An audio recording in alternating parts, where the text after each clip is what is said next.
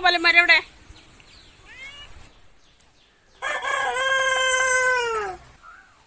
ഓടിവാ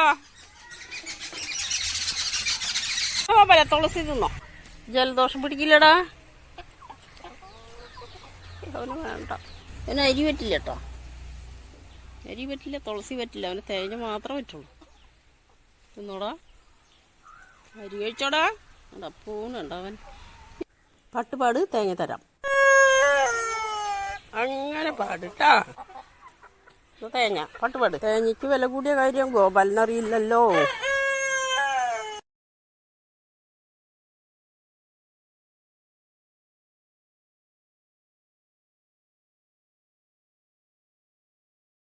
പാട്ട് പാടാത്തവർക്കും തേങ്ങയില്ല.